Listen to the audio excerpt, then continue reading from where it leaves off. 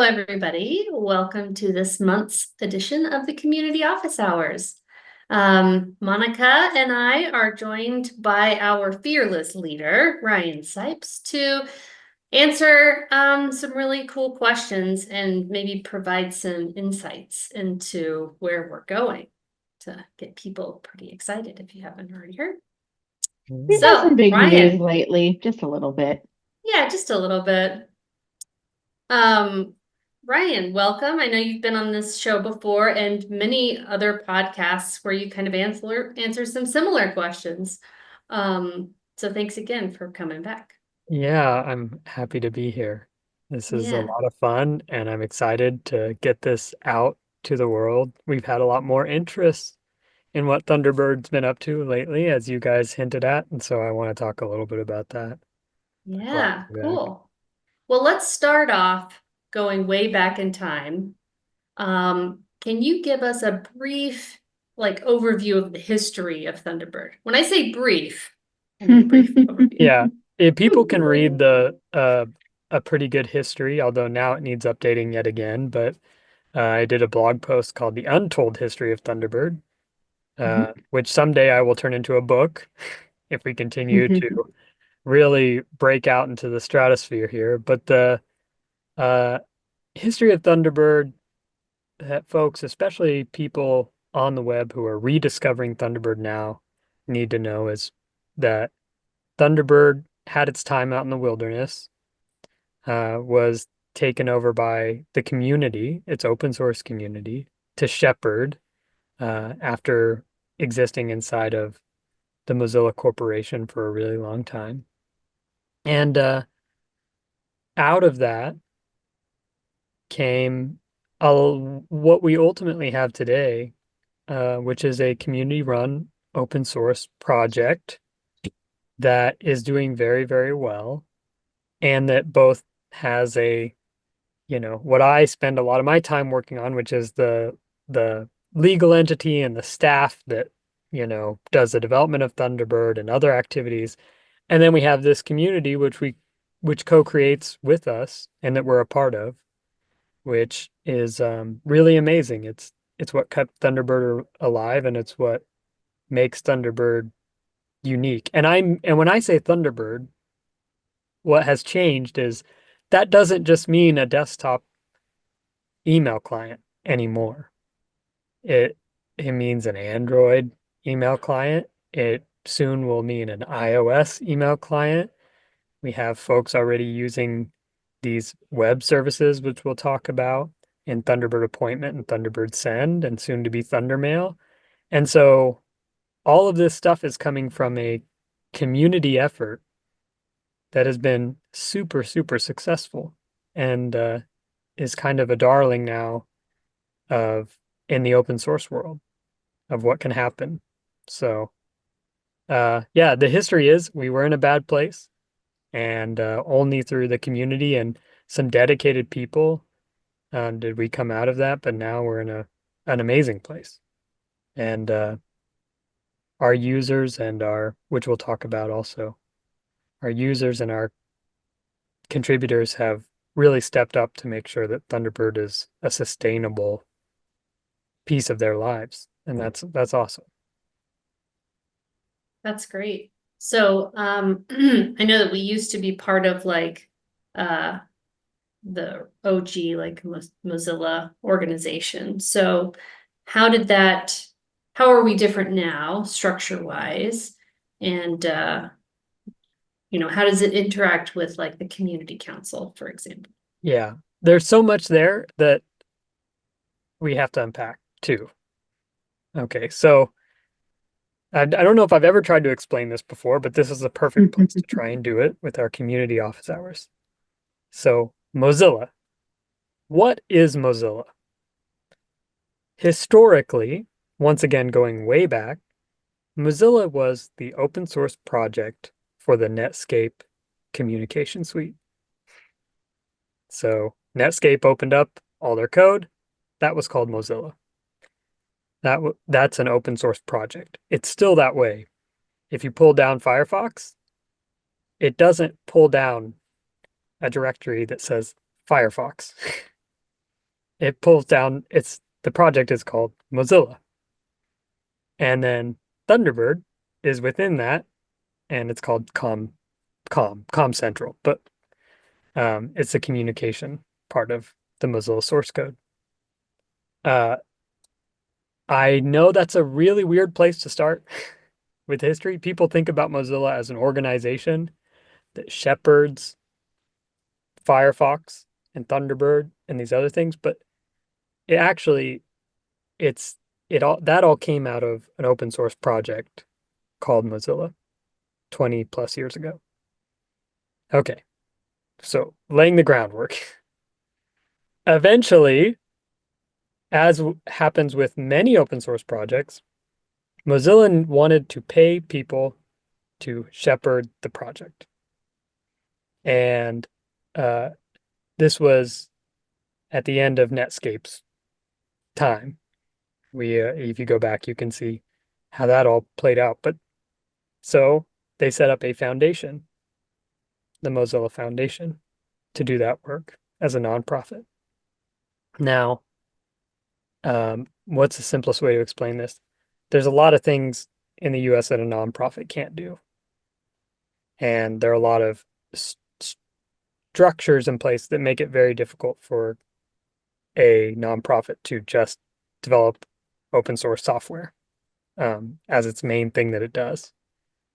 And so out of that came the Mozilla Corporation. I'm almost done for everybody who's falling asleep here. And for a while, the corporation developed Firefox and Thunderbird together.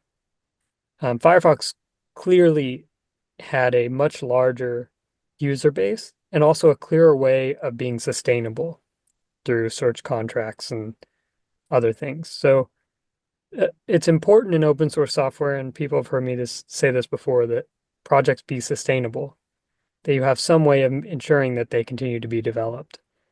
Thunderbird never had that piece solved.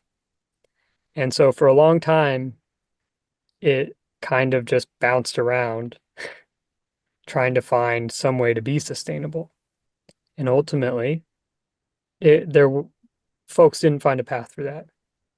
So Mozilla said, hey, we're not going to develop this anymore actively, Mozilla Corporation. So it'll live in the foundation and the community will continue to develop it.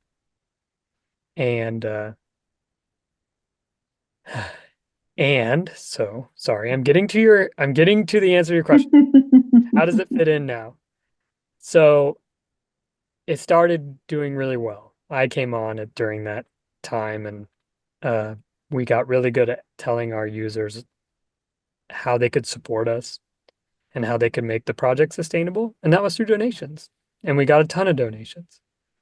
And that allowed us to have a path forward to sustainability. We became sustainable. We could hire people to actually work on the project and keep it. At that time, we weren't concerned about necessarily building new features or fixing all the bugs. We just wanted to make sure that the project could be built every day. And it was not in a state where we could do that every day or even necessarily every month. And so once we got there, we became too big for the foundation to house alongside the other things that it does. And so we spun out into MZLA. So if you hear MZLA and you're out there on the internet and you don't know what that is a legal entity that houses Thunderbird. And it was never intended, the name is funny, yes. It was never intended to be a name that, was spoken. And it was just supposed to be some place for us to do our weird thing that we were doing. But we've clearly very outgrown kind of that conception of Thunderbird and MZLA. And so MZLA is the legal entity that oversees the development of Thunderbird and hires everyone who works on all of that. Now, the council, very important. The council, before all of that shenanigans, when it was developed by the community, it needed leadership. A project without leadership is crazy thing. And so there was a Thunderbird Summit in 2014, maybe it was 2013. I don't know the exact year, but they elected 7 people to be the project's leadership. And that was the Thunderbird Council. That still exists today Mhm. and has a lot of power over the project and frankly quite a bit over MZLA. We run our budget and our roadmap by them, and they vote to approve or not approve. I think that's really healthy. I will grouse about it when it's time because it it's a it's humans are involved. So there's a lot of back and forth and there's a lot of disagreement, and that does can be frustrating, but ultimately it's a check on what any person, whether it's one of the people on the council or myself or other leadership on the Thunderbird, developing Thunderbird every day, thinks is a good idea. You present it, you get feedback, you have to either change or convince others that it's a good path forward. And that's good governance. And that's has allowed us to authentically maintain our community uh what's the word I want to use here? Like Bona driven, fides. Yeah, well, bona we'll call it fide. bona fides. Yeah. Yeah, we're Yeah. really Yeah. truly guided by what our community wants because it's built into how we operate. And I think that's healthy for I think that that's healthy for open source projects. I think that if you look at other big projects that have become corporations and are doing, you know, maintain the project and trying to drive revenue and grow, there's a disconnect between the folks who represent the community and the corporation. And I think that Thunderbird has sidestepped that in a lot of ways because there's no way to truly break apart this entity. It's all one thing. Um, so the council are elected from 7 members still from our community. You have to uh, do at least 10 hours of contributions to the project in a year, and you're eligible to run for the council and vote for the council members. And it's our governing body, and I think it's really special. And I hope that others will adopt a similar governing structure. Yeah, I know. And so many of like your keynotes you've given, you've talked about how good governance is just absolutely crucial for projects wanting to become sustainable in ways that we did and take themselves from barely surviving to kind of thriving in Yeah, similar ways. it's not pretty. Hmm. Um, it's what I struggled with for a long time. I wasn't sure if I wanted to recommend our structure to others because of how much uh how much just you have to do out in the open and how much dirty laundry can get aired out in the open. And it's taken a long time for me to come to peace with the fact that that is a result of being truly open. Hmm. You can't have one without the other. It just can't work. You either have that all out in the public, good and bad, or you're not open and participatory and transparent. And so it's hard. It is hard uh, for those of you um, curious about this out in the community. It is hard to do all of it together, to develop this application used by tens of millions of people, and at the same time keep your community roots strong, fulfill what the users want, what the contributor community wants, what all these different groups want. But um, it's we're doing it, and it is doable. And it's worth it. It's worth Certainly it. Hmm. worth it. Yes, very good. Did that answer the question? I'm not even sure I answered. Yeah, you absolutely did. Yeah, you did. And thank you for it. I mean, yeah, the question was about like the structure and how we relate. I always Oh, wished that the name of the company was TBRD. Seabird. Because when I first joined, it was very confusing, like Mozilla Corporation versus MZLA. It's like they both sound like Mozilla. I yeah. don't know. Yep. Yep. And I don't think it's the end of that story. I think that ultimately, given this is a little bit of news that I'm making here, but given that that we've grown beyond, I think, anybody's expectations, it makes more and more sense every day to revisit what MZLA is called and explain to the world what it is. And but I also want to stress that it's not that important. That the I think it is because I touched that piece so much.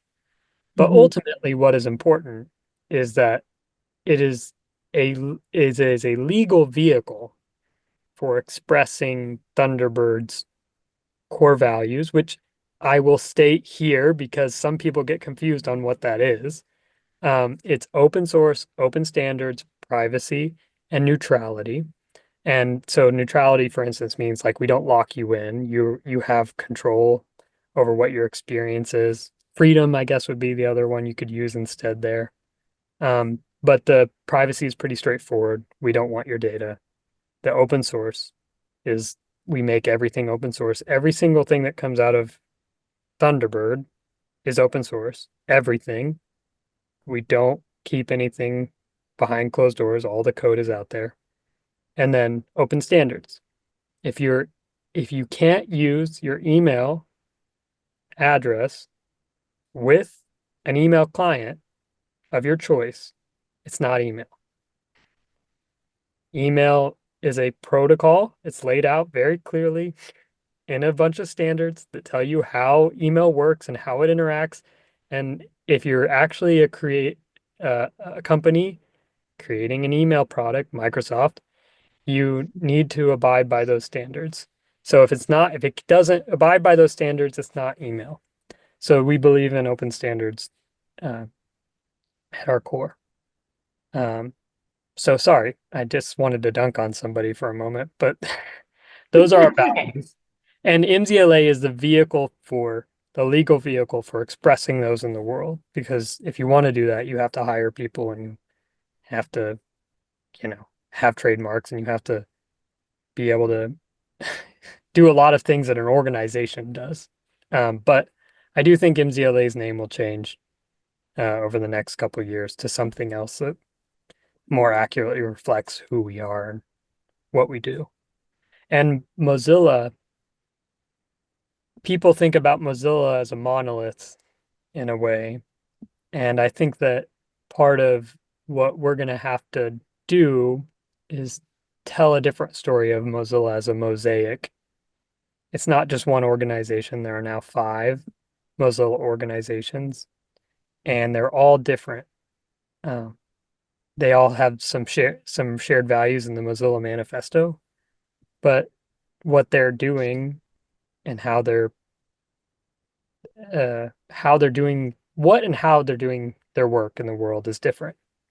And so we're never going to look exactly like, the Mozilla Corporation that develops Firefox or the um, Mozilla AI or Mozilla Ventures or the Mozilla Foundation because we're not the same or we're not the same organization, we're not the same group of people, but we do share a lot of the same values.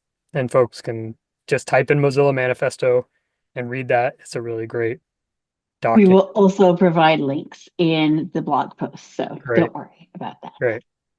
But ultimately, they can just substitute MZLA with Thunderbird, and that's our community. That's us. All of us here are members of that. That's community office hours. Yeah. Mhm. You're getting it. You're the folks listening to this. You're getting the whole thing. You're getting all the messiness, but that's by design. So Yeah. Cool. And all right. So Do we think we've wrapped everything up? Just making sure. Yeah, I think you Oh, answered it quite well. yes, excellent.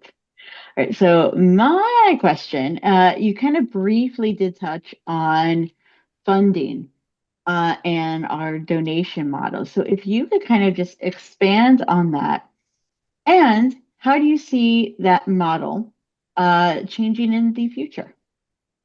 So right now, all funding for Thunderbird comes from non-charitable donations.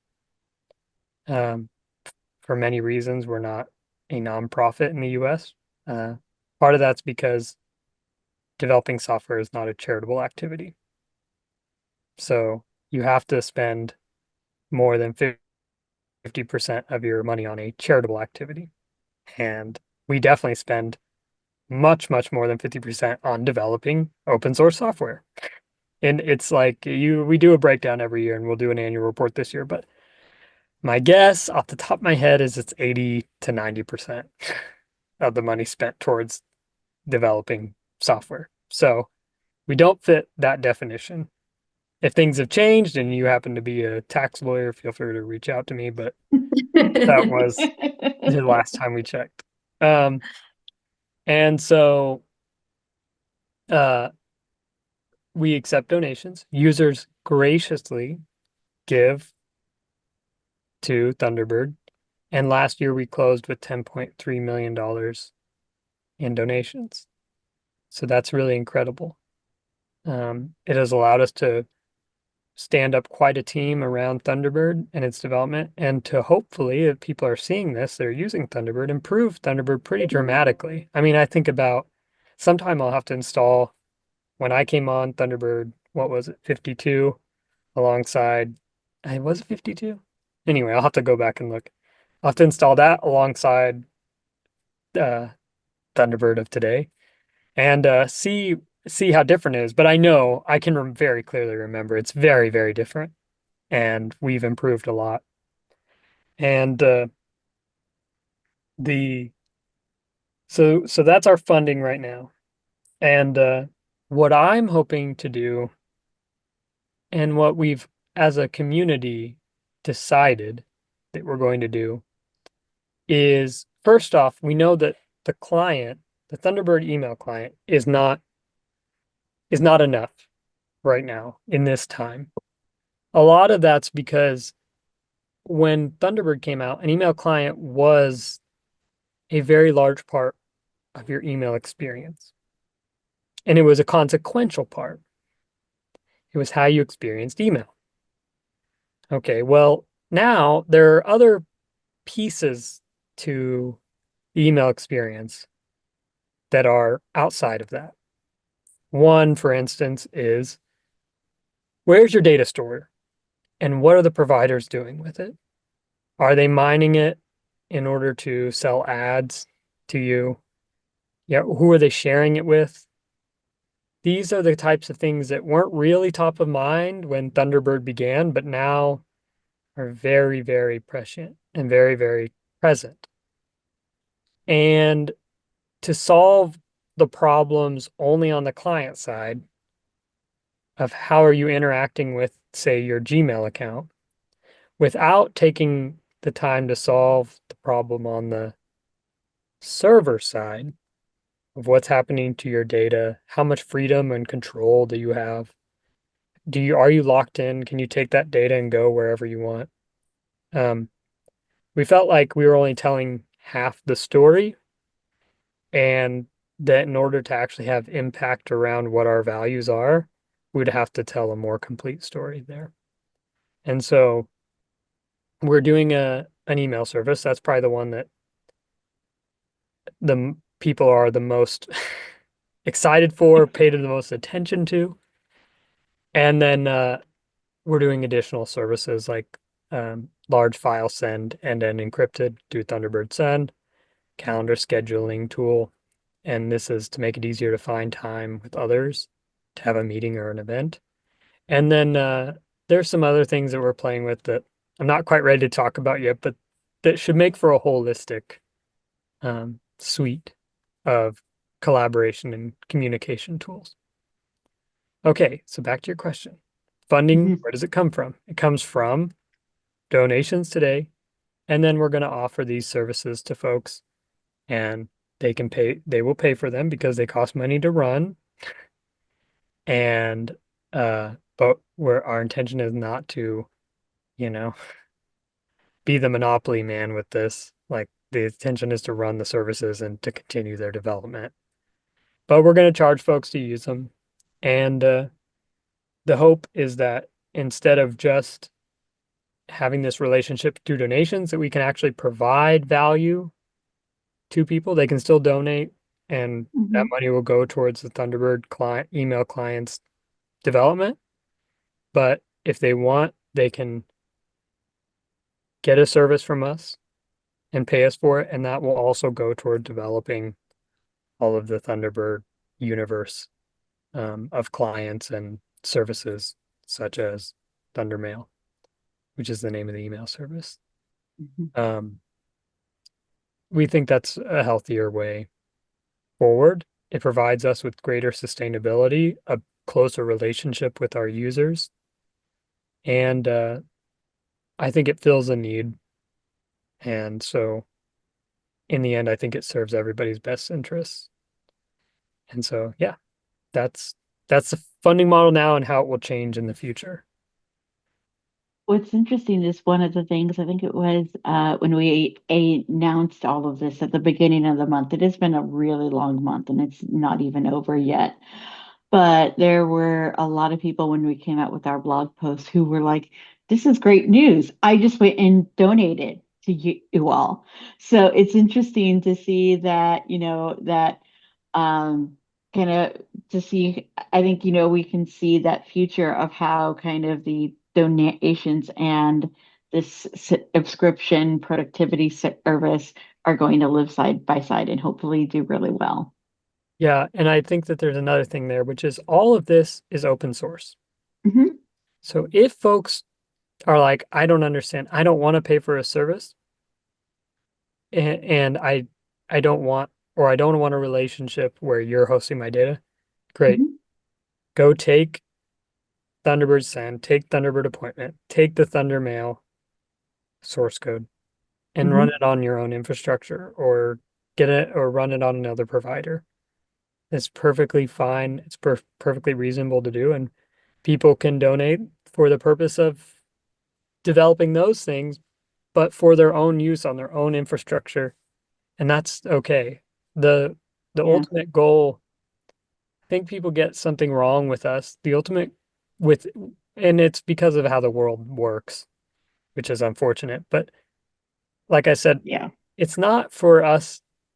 Our everyone on the team, everyone who works for Thunderbird, everyone on the council knows that our goal is to have impact in this space, in the communication online space. We want to move the world closer to our values.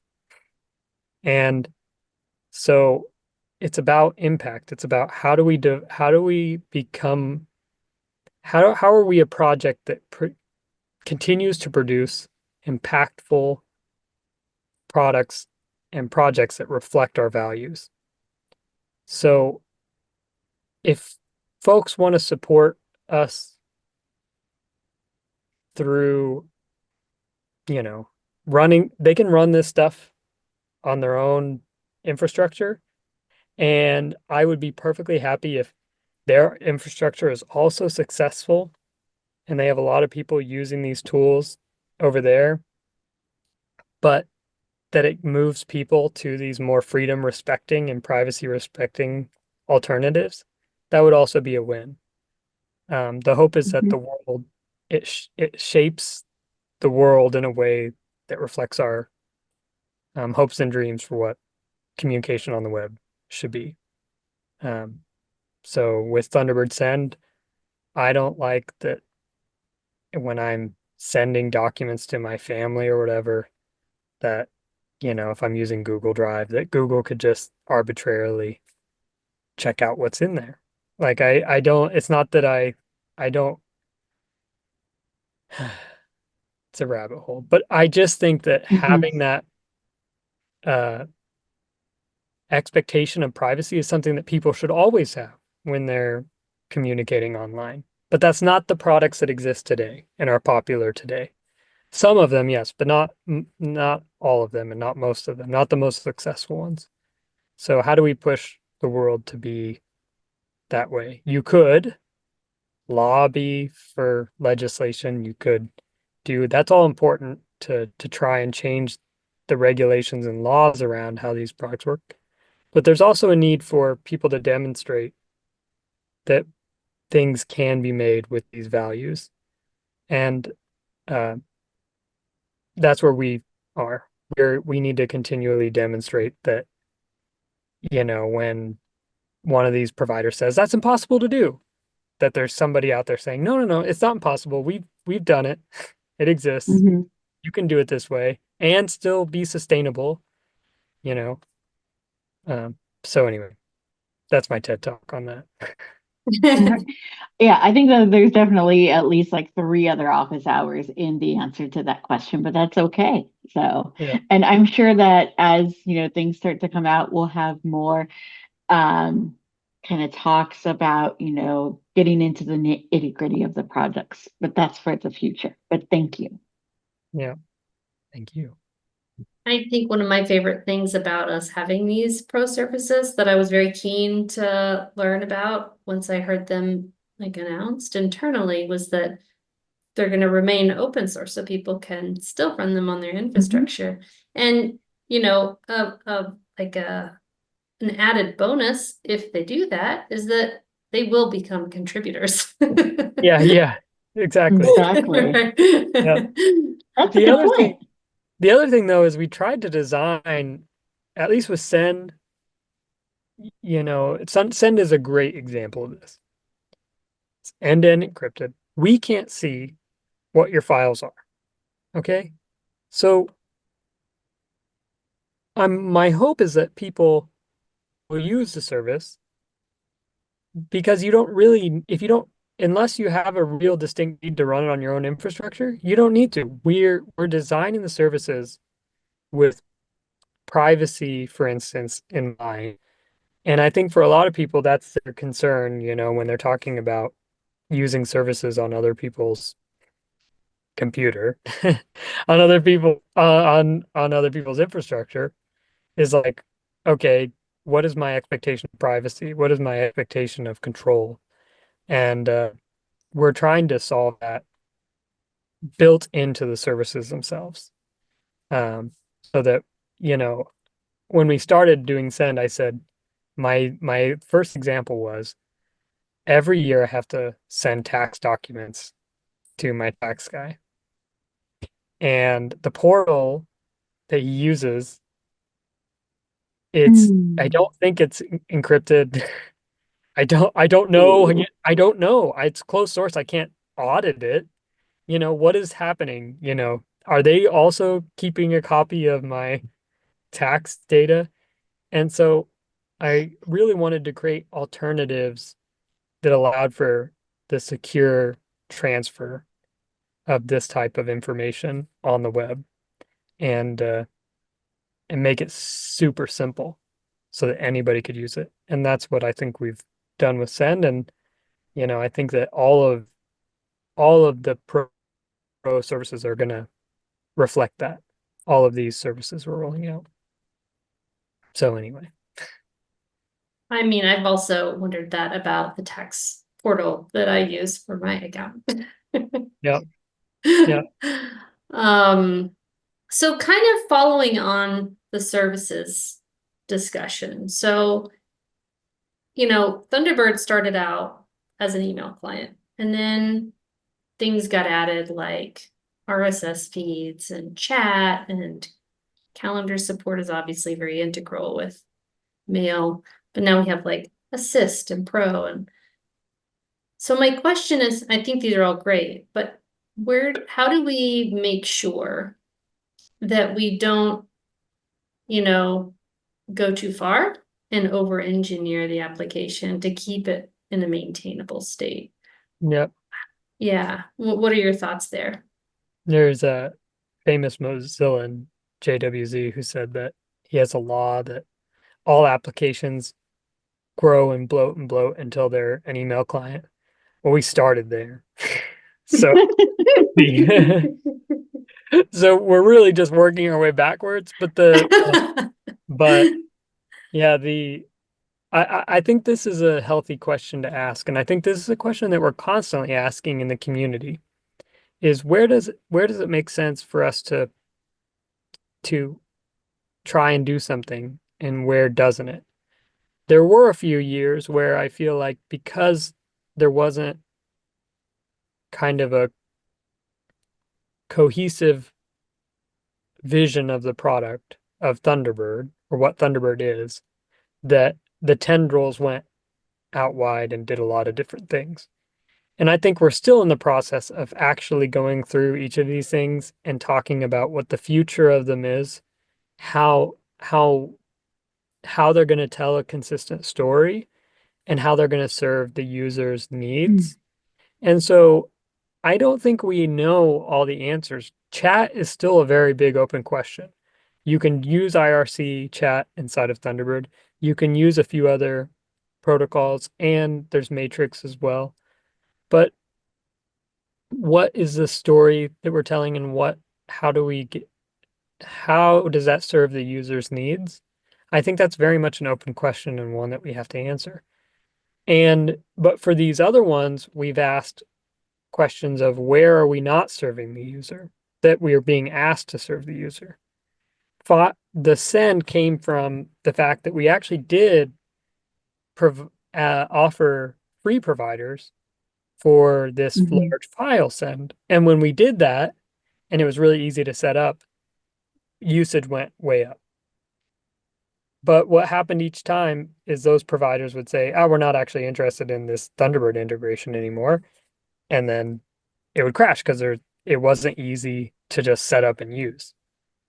That prompted the question of there's clearly interest in this because when it's turned on and it's easy to set up, lots of people use it. But there are two problems there, which we sought out to answer, which is one, okay, random provider that's easy to send big files with, how secure is that? How privacy respecting is that? Are we just handing users off to somebody who, we don't know what their practices are? So we wanted to provide some safety there. And then the other side of that is clearly there's a desire for something like this to be easy to turn on and use. So we wanted to fulfill a need there. Appointment is one that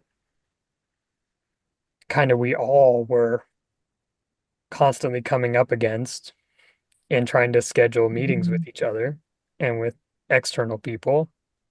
And we thought, okay, we can solve this.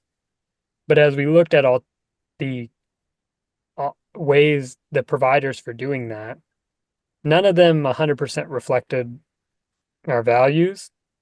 And so we said, if we're going to turn users to a solution, we want it to reflect our values. So that one was one that I participated really heavily in. I participated really heavily in all of these, but that one, there were some close people doing really close stuff to that I thought could maybe be a good service to turn people onto.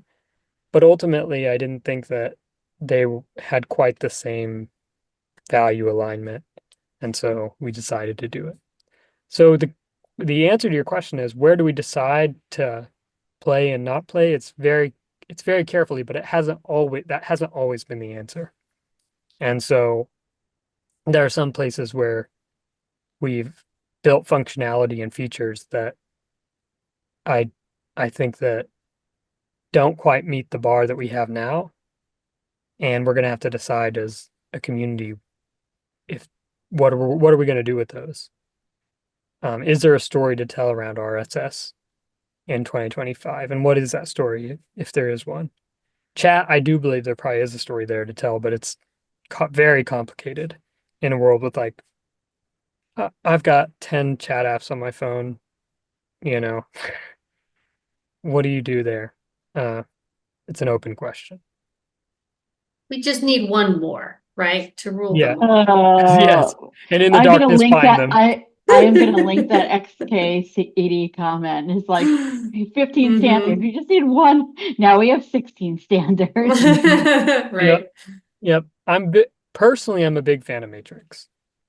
And I do think we're coming to a moment. I'm going to get really geeky for a moment, just to prove to the internet that I have some geek creds. With the Digital Markets Act in um in Europe, there's this idea of interoperability, and I do think that the world would be a better place if chat was looked a lot more like email, and you could message me from Signal and I'm on WhatsApp and we're having a conversation and that just works. I think that would be a much healthier ecosystem. And uh, I think Matrix could be a way to solve that, could be a protocol that could be used for that. And it looks a lot like email in that respect. Um, so I'm very excited about that. But I've had a really hard time painting a clear picture for how Thunderbird could have real impact there at our current size. I don't think, if we were 100 times bigger, I think we could tell a much better story there. But um, right now, we have to really be selective about what we do.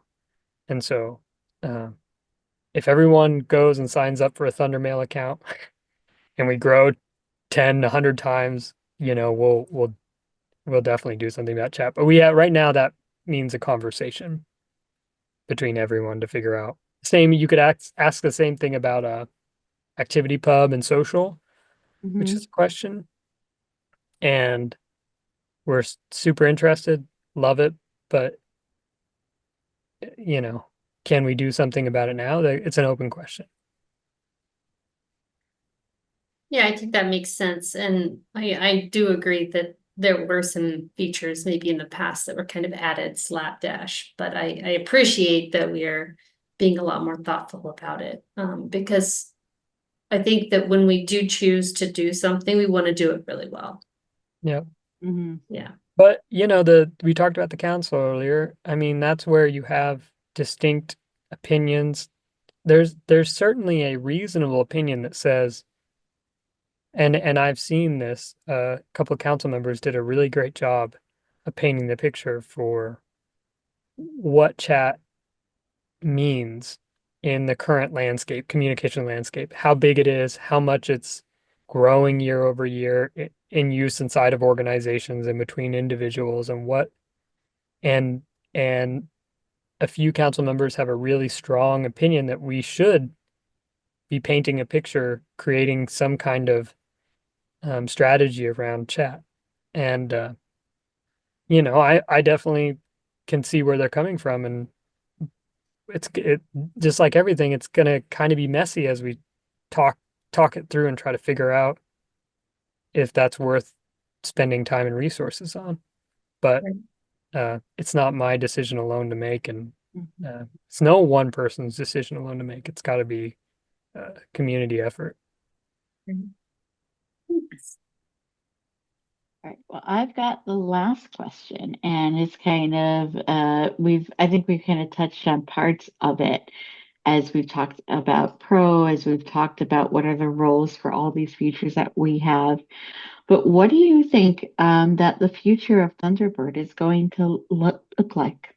We talked a lot about Pro, Hmm. and I'm not sure if we've said explicitly Thunderbird Pro. That's what we call Hmm. those services. Um, the Thunderbird Pro services. Android, we touched on it briefly, but Android and iOS, we want Thunderbird to be available everywhere on each platform. And that goes back to expressing our values. We want to express them everywhere that people are using a computer broad term. Hmm. Um, and the open question is like, it's not that open because we're doing Thundermail, but we eventually need to get a web client up and going. And so the future of Thunderbird looks like Thunderbird everywhere.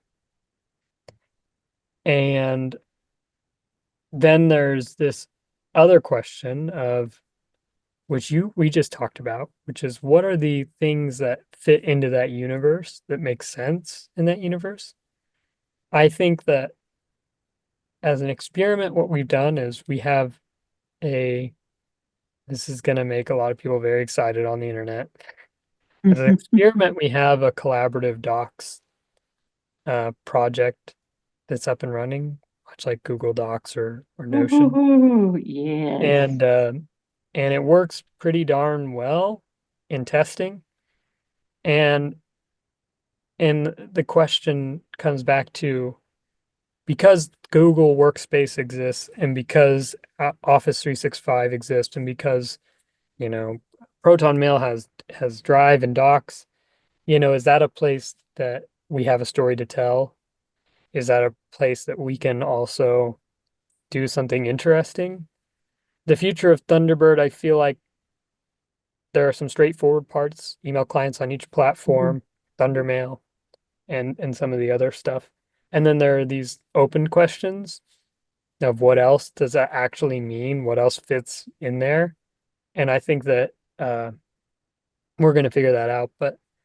But we also are kind of like a teenager that is coming into their own. And things every year, because we've been growing so much and because our users have supported us to such a high degree, we we are able to kind of mature a little bit and do a little bit more. And as long as we stick to our core values and we do things the right way, you know, it will benefit everyone, including even our competitors. You know, if they want to use some of this tech in order to inc do end-to-end encrypted collaborative documents or, you know, send files in an encrypted way or, you know, whatever it is, that that'll be good. That'll be good, net good for everyone. So, one thing I can say is that the future of Thunderbird, it is open source, it is open standards, no ads, no data collection. I know we got questions around that sort of thing with the services bit. And you just need to look at how we operate, how we've operated so far, and the things we continue to put out there in the world to know that, you know, we're never here to exploit our users. It's not who we are. And I hope that more and more people can see that in our work and in what we're doing and what we're pursuing. And so the future of Thunderbird looks bright. It's exciting. I think that folks are going to love a lot of the work that we're doing. And and it's also good. I think it's net good for everyone. Not just net good, it's just good. And if you don't think so, come and participate. Come contribute, come get involved, and you can help shape what the future of Thunderbird looks like. It's open, it's truly open. So you got to give 10 hours, but once you give 10 hours, you're in the door. But you don't even have to give 10 hours to have impact. There's no gate that, you know, that you can join the mailing list, you can join our matrix chats, you can get involved well before then and have an impact just by sharing your thoughts and ideas. Yeah. So, and we will be sharing how to do that. We've got a really great get involved page that tells how to do that for desktop, for Android, and we're gonna have to spin up one for iOS soon. Sheesh. and there's support and translations or other ways that require no development prowess or anything like that. And some of our best contributors are answering support questions or they're translating Thunderbird in other languages. There's design. Some people, we just hired a contributor who has been doing That I design work for saw a that long was time. so cool. Yeah. So, the you can get involved in a lot of different ways. Yeah. And So, also one way is just getting your family and friends into it, especially if like you've got someone who has an Android phone who's like, God, all these email apps suck. It's like, well, have you yep. tried Thunderbird for Android yet? And we've got so many people who like reach out on socials. We're like, hey, yeah, I help my friend, husband, coworker, person down the street get started with the Thunderbird. Yes. I think that we talked about this before. I used to call them street teams, Hmm. and I still love that term. Uh, and so I think that like um, that's one that we haven't really formalized, but we should formalize it a little bit more. If folks are out there changing hearts and minds to the Yep. Thunderbird way. But yeah, that's a great way to contribute. And if you want resources to do that, you can always ping us and, you know, we'll try to do that. Or, if you really are converting people out there, ping us. Maybe we can give some stickers or something. I don't know, but we Hmm. can figure out a way to support you. But Yeah. yeah, that's a great way to do it. That's how I was involved with Mozilla, way back when before I got involved in a much more substantial way was um, installing Firefox on everybody's computer, even if they didn't want it. So, Nice. yeah, fun, fun. Okay. Well, I think you've answered all of our questions. I think so. Sorry, my cat is determined to be on the stream. But No, we love your cat, just saying.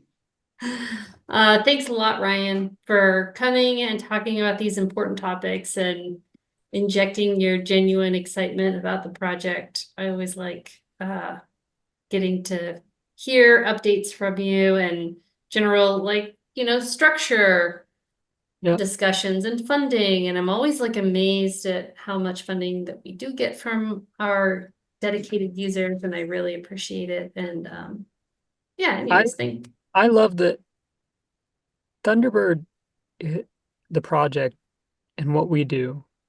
Just the inside. This is a little bit of inside talk for folks, but I think it's important.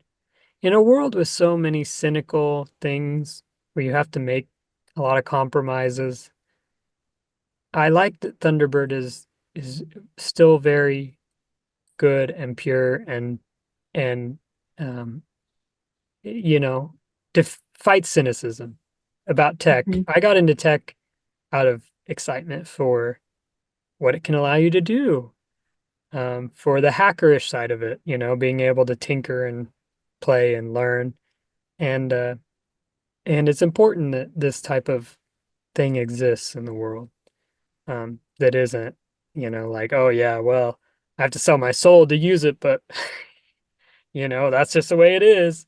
And so anyway, to acknowledge your point, it's an authentic excitement because I'm glad to be working on yeah, something that is good. And so, Hmm. yeah. I think we all feel that way. I mean, everybody that works Yeah. at Thunderbird is genuinely happy to work on a project that does good things for good people. Yeah. And it's exciting to be in, a place that uh, something that is building genuine community, not this like community as like a buzzword, but Mhm. it's Right. where community actually means something really that's tangible and a vital piece of who we are. So, Yeah, agreed. Agreed. So, on that, if you're out there in the world and you want to come play with us, please do. yes. Yeah. Well, thanks a lot, and we will be back next month with a new exciting topic. And so we'll say bye for now. All right. Thank you so Bye. much. Bye.